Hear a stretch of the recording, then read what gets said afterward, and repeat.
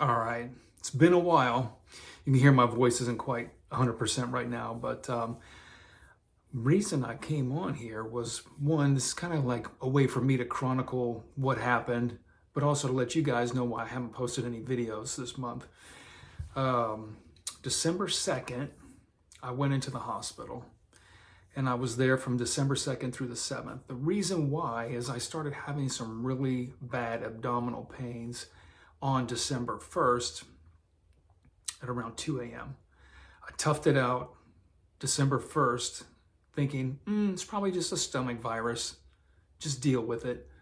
But then I started getting nauseous, started getting pain, a lot more severe pain. And then December 2nd, which was Monday, I was sitting there thinking I probably should go to the hospital, urgent care, something like that. But it was a Monday. And so I thought, okay, if I'm going to go, I'll go today. Because the day before, when it was really hurting as well, I didn't go because I thought, it's Sunday, man. I don't want to be in the ER. I'll never get in to see the doctor, and then they'll be like, it was nothing. And I come from, I was born in 1972. So, you were always told, suck it up, deal with the pain, that kind of thing. And I always do. So I was dealing with the pain, and it was bad. It was real bad. I call it 10 out of 10. Kind of like this.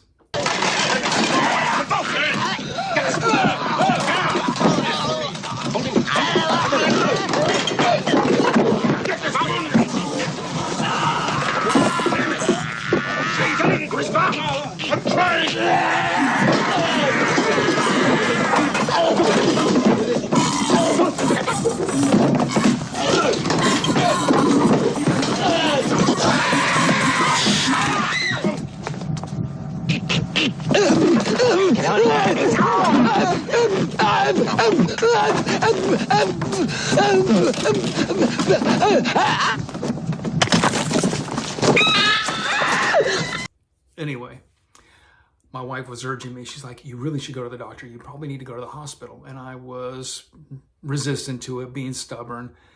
And then on Monday, sometime around probably 5 o'clock, roughly 5 p.m., I was palpating my abdomen because I was in so much pain. It was killing me. Felt like knives or kittens inside my stomach, just clawing it out in there. And so around 5 p.m., I said, hey, I think I need to go to the doctor. I do think I need to go to the ER because I started palpating my own abdomen. And when I got to the lower right quadrant and I pressed on it, I basically shot up out of bed. It hurt so bad. At that point, I was like, I got a problem. I think it's my appendix. I'm so stupid. Hopefully it did not rupture, because I've known people who's had ruptured appendix and it has cost them a lot. And it can cost you your life too. So she got me to the hospital, thank God, and got down there. And then the nightmare started because I'm in the ER and it's awful. I had to wait 4 hours. I told them I think my appendix might have ruptured. I was laying on their floor. I was vomiting, and they waited 4 hours before they finally admitted me. It was an awful experience. Once I got admitted, I started getting good treatment and good care. The doctors were very compassionate. The nurses staff was very compassionate.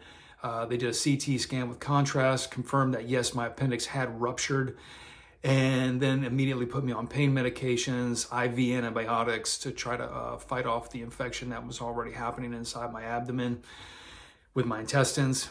The next morning, around 9 a.m., I was taken down to the OR where they were going to prep me for surgery.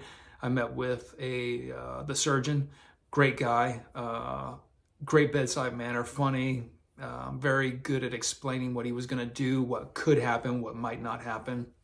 Anyway, I met with the surgeon. He explained, he said, hey, Ralph, best case scenario, I go in, the appendix is the only thing that maybe is contaminated. I take it out, clean things up in there, laparoscopic, sew you back up, you're good to go. Other case could be it contaminated into the large intestine up to the cecum, which is this is the stage right there above the appendix. So the appendix looks like usually like a little pinky at the end of your intestine, your large intestine. And then the cecum is there.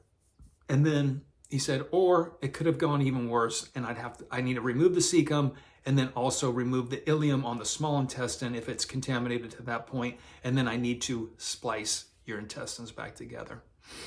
Now, the problem with that is that your illium does quite a bit when it comes to forming your poop, absorbing your nutrients, all those good things. And now there's a possibility I will not have that. And guess what? That's exactly what happened, because I waited and I was stubborn. So the contamination affected a lot more. Now, it could have been even worse, right? It could have been really worse. Like, I could have been looking at a fatal complication because I'm stupid.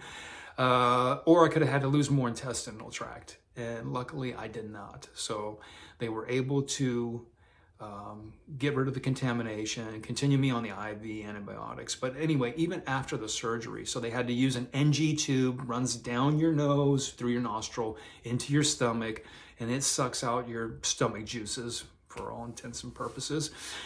I also had a drain in my abdomen to get rid of the excess fluid from the surgery. It was done laparoscopic, but kind of modified because of the severity of it. They had to make bigger incisions, so there was a little more cutting, but less than an actual open surgery. So I'm pretty fortunate with that. This is tomorrow will be week 3 post-surgery, and I'm feeling much better. I'm getting close to being back to my normal self. I'm not allowed to lift any weights or do any resistance training, though, until about January 20th. I'm allowed to walk, but not do anything where I have to brace or create a pressure in my abdomen. So that's a little depressing, but it could have been much worse. So anyway, they took the cecum, the illium, put it back together, and then following the surgery, surprisingly, I was in still a lot of pain. They kept me on pain meds, but then I cut them off on Thursday afternoon. I stopped taking pain meds, was feeling much better, using the bathroom normally. They removed the catheter, removed the NG tube, which was down my nose. Left the drain in until Saturday when I was released to go home. Saturday afternoon. That was one where I regretted not being on pain meds, because believe it or not, when they pull that drain hose out of you, it has this plastic flange at the end. So the hose itself is small and the opening is very tiny. It's like this little small hole they make in you, and the tube fits in there. They want it to be snug. They stitch it up kind of around there. Anyway, they cut the stitches.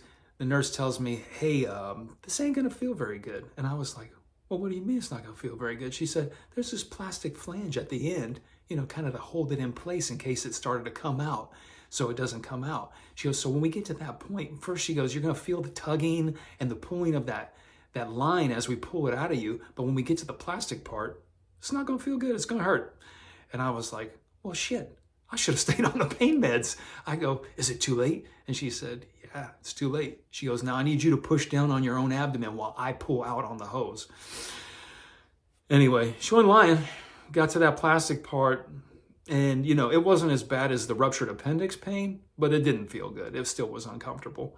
Not the end of the world, but I did think it was pretty funny. I was like, shit, man, I should have stayed on pain meds for this, but I didn't. Anyway, I regretted waiting. It was stupid. So the hospital stay, I received great care from the nursing staff and the doctors. They were all great. I really appreciated that. NG tube was miserable. They had to reposition it. You don't want that. If you get an NG tube put in you, don't try to pull it out. I did not do that, by the way, but it kind of worked its way out a little bit, so they had to feed it back in. And then, it goes to the back of your throat too. It's going down there. Oh man. They said some people will pull it out while they're awake and they have to put it back in while they're awake. And it is miserable. And I can believe it, because you feel it. And if you turn your head one way or the other, it'll make you gag. It didn't help. I was vomiting post-surgery because of that damn thing. I couldn't wait to get that out. I had no food, by the way, from Saturday all the way through till Thursday when I finally was allowed to eat. So I had no food. I lost a lot of weight. I went down to 187 pounds, lost a lot of muscle tissue. My size is kind of gone. It goes like that. Isn't that terrible too? You lose all your size so fast. You work so hard to get a little bit, get lean, get some good muscle tissue on you, but it can go within a week of not eating. And because I was surviving off of IV fluids, right? So Thursday, they overfed me, which was miserable too, because then I've got this new intestinal tract I'm dealing with. So it doesn't do the same way. It doesn't absorb the food the same way. In fact, it didn't absorb anything for a while. And the day I left, I actually had diarrhea. I know, TMI, but here it is. I'm giving it all to you guys. So I was not feeling good that day. And then finally things, I took an Imodium and got things back under control. And now everything in that department is moving along nicely and a little more expected. So that was tough. The hospital stay sucked, by the way, not because of the staff, but they did not let me sleep. So I was exhausted the entire time. I felt like I had no sleep. I was getting about maybe I was taking little naps during the day. They wake me up constantly. Hey, how's your stay? How's this? How's that? How's the pain? And hey, we need to change your IV. Hey, what's your date of birth so we can verify that we're giving it to the right patient, which is unfortunate they have to do that, right? But because of probably legal issues, liability problems, because of a lot of lawsuits, now your stay has to be interrupted and it's just no fun.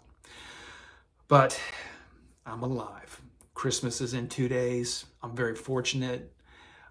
And I wanted to say also to the people that came through to the hospital to check in on me, my buddies, my family, meaning my mom and dad, very happy to have had them. I did not allow any visitors for the first couple days after surgery because I felt so awful.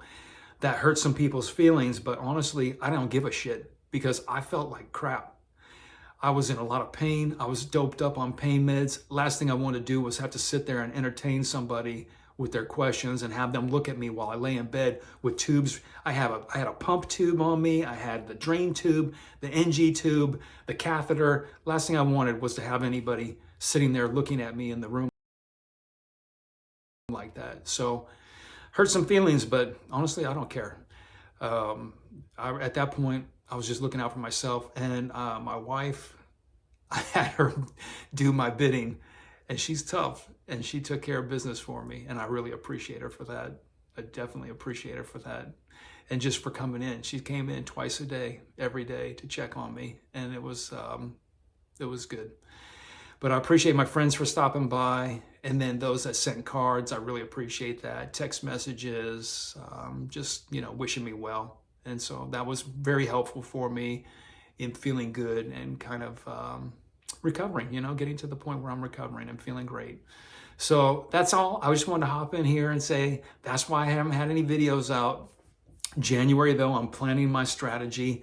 This month, we were supposed to be seeing from Longevity Clause. He was supposed to make an appearance, talking to you guys about, different tips through the holidays and how to mitigate the pitfalls and keep on track. But you know what? We'll just start up in January.